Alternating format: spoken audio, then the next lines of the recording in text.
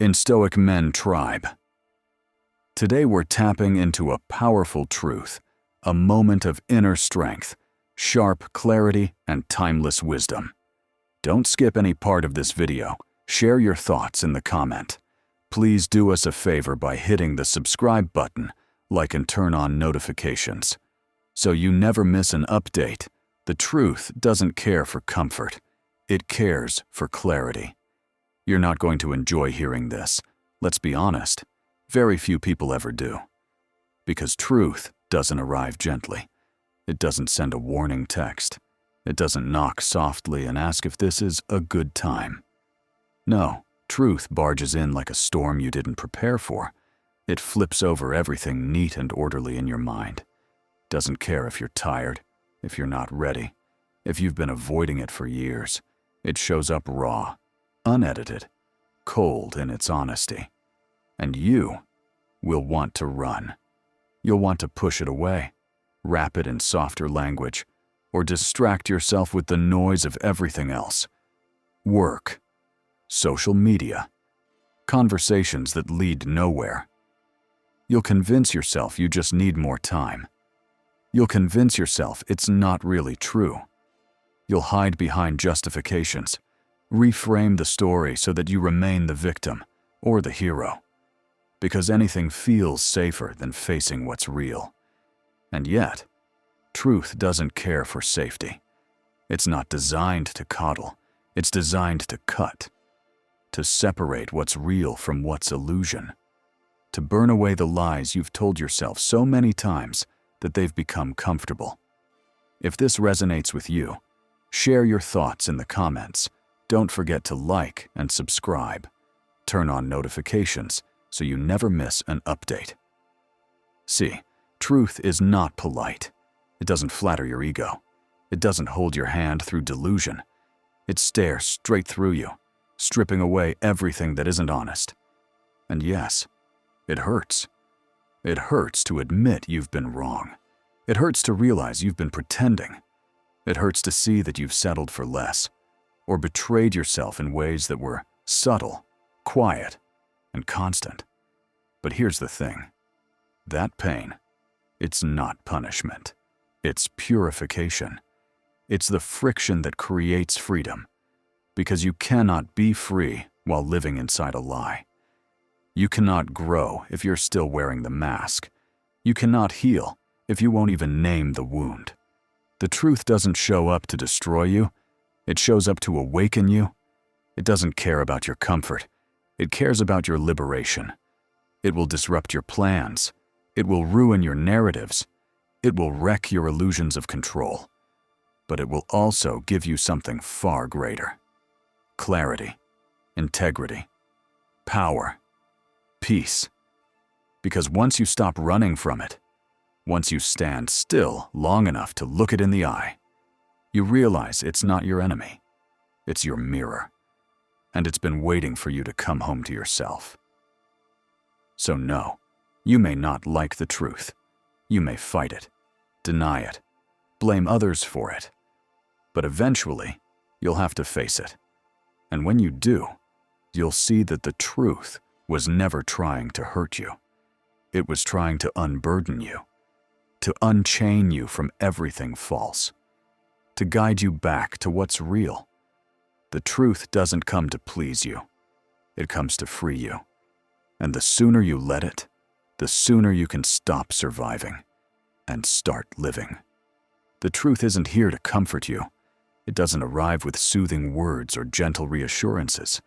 It doesn't whisper lies just to ease your anxiety. It doesn't lean in to stroke your ego or promise that everything is okay when it isn't.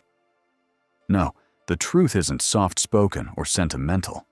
It doesn't wrap itself in politeness or disguise itself as encouragement. And it certainly doesn't wait for your permission to be heard.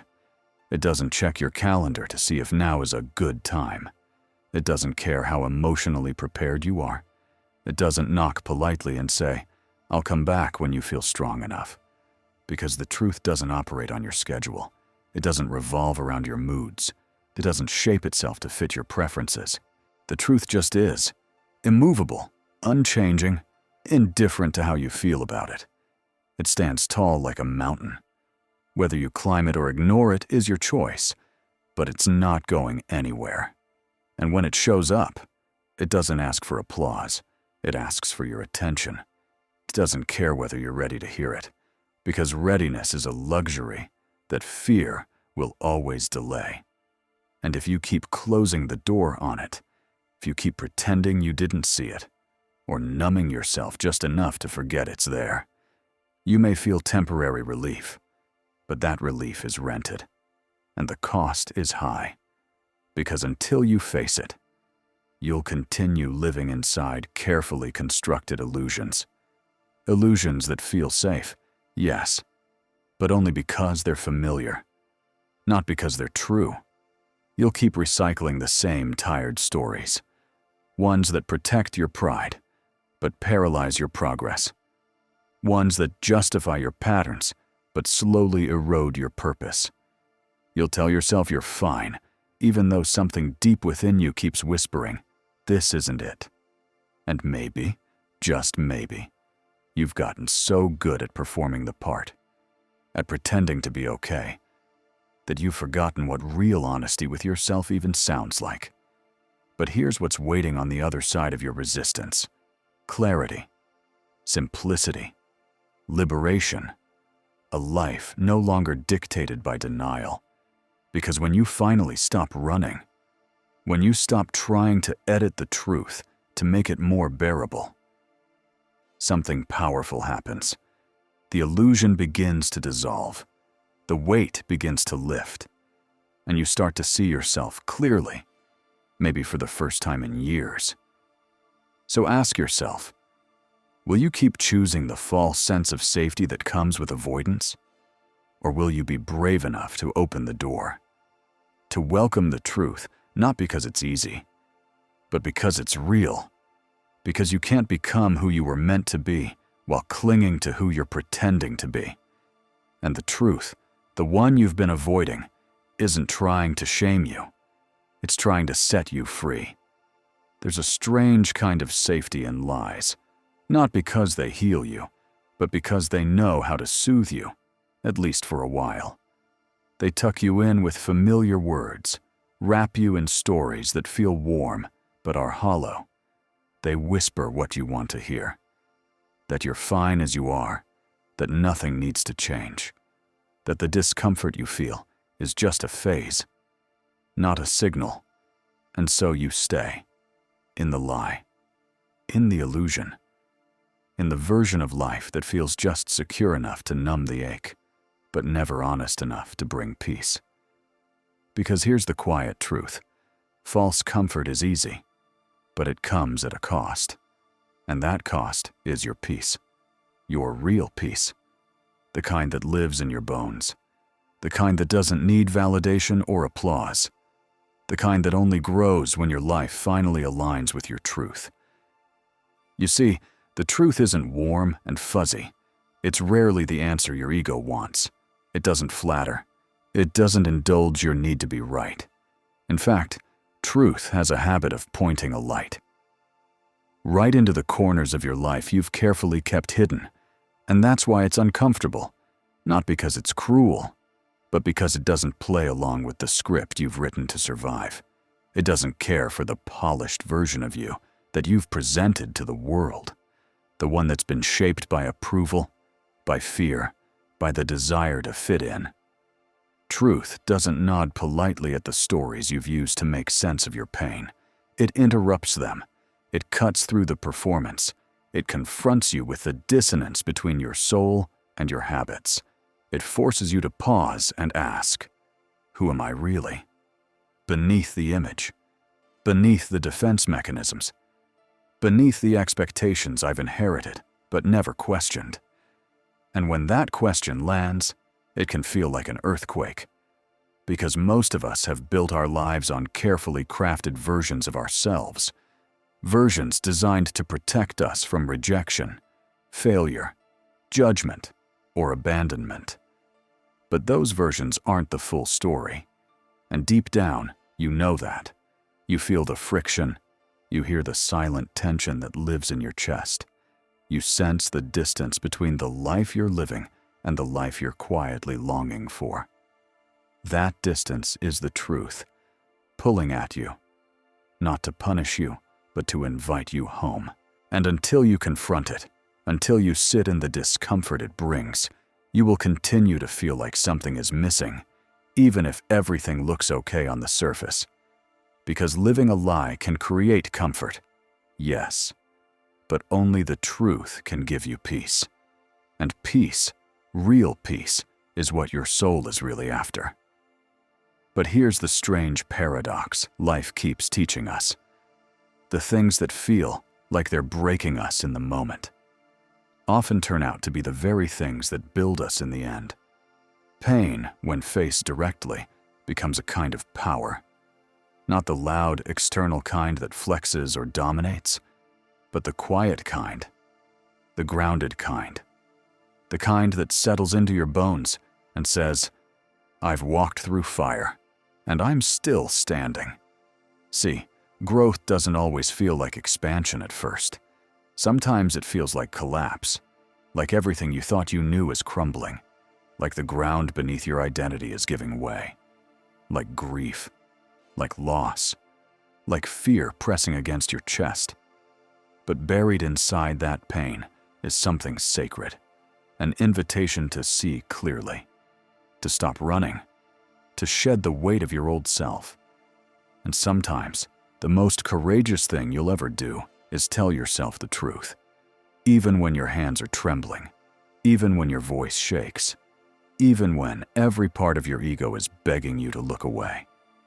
Because the truth rarely arrives wrapped in comfort.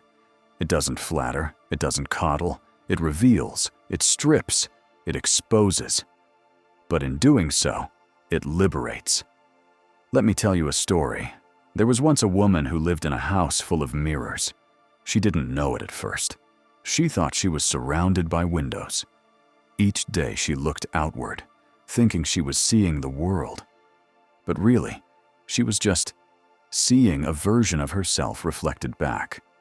One she had carefully edited, filtered, perfected. She smiled in those mirrors. She held herself together. She never cried in front of them. Because somewhere along the line, she'd learned that vulnerability was weakness, that admitting fear or sadness made you broken. So she posed, she performed, and over time even she believed the illusion. But something inside her started to ache, a quiet kind of ache, not loud enough to disrupt her days, but deep enough to haunt her nights. One day, during a storm, lightning struck close. The sound shook her home, and one of the mirrors cracked. Just one. A single line down the center. But when she looked into it, she saw something unfamiliar. Not the image she was used to, not the polished version, but a deeper part of herself, one she hadn't visited in years, the part that still felt, the part that still longed, the part that remembered who she was before the performance began. Terrified, she tried to cover the crack. She taped it up, hung a curtain, turned off the lights in that room. But the damage was done. And little by little, the other mirrors began to fracture too. Each crack became a revelation, each broken reflection, an opportunity, until one day the mirrors fell, and all that was left was her. Raw, honest, unfiltered, and finally, free. Because when the illusions fell, so did the need to pretend. And in that stillness, she met herself for the first time in years. That's what truth does. It breaks before it builds. It humbles before it heals. It confronts before it comforts. So if you're standing at the edge of something that scares you, if you feel the old version of yourself starting to crack, let it. Let the mirrors fall. Let the story unravel. Because on the other side of that unraveling is a deeper power, a more honest life, and a peace that isn't performative, but real. Even if your hands are shaking, even if your heart is breaking, even if your pride is screaming, especially then, because that's where transformation begins. That moment, the one where you finally stop running, where your illusions begin to unravel, where your comfort is disrupted by something real. That moment becomes more than just an uncomfortable experience. It becomes a threshold, a quiet, life-altering turning point, a doorway you didn't even know you were standing in front of, until you were brave enough to look down and realize your feet were already halfway through. It doesn't look dramatic. There are no fireworks, no applause, no dramatic music in the background. Most of the time, no one else even notices. But inside, something shifts. Something breaks free. Something ancient and honest stirs back to life. Because in that moment of raw confrontation, when you stop pretending, stop blaming, stop performing, you don't just experience pain. You give birth to something far more valuable. Clarity. The fog begins to lift, not all at once, but enough for you to see your reflection without distortion, enough to see what's real and what's just a story you've been telling yourself to cope. Clarity isn't always kind, but it's always clean. And with it comes a new kind of vision, one that doesn't rely on external